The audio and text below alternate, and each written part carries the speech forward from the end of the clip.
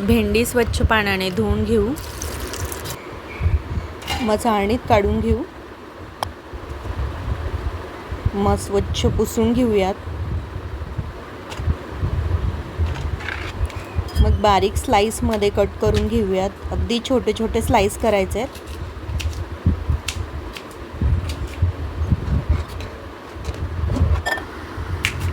कांदा बारीक चिरून घेऊयात.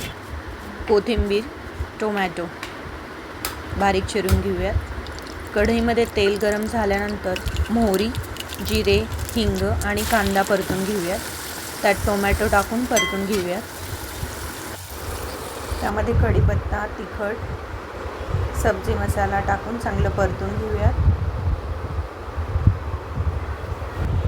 आता त्यामध्ये चिरलेली भेंडी टाकूयात. चांगलं परतून घेऊयात. त्यात चिमूटभर हळद टाकून घेऊ. झाकण ठेवून वाफ देऊयात. थोडंसं मीठ टाकूयात.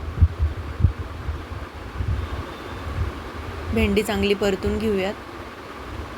थोडी कोथिंबीर टाकूयात. माझी रेसिपी आवडल्यास नक्की लाईक करा.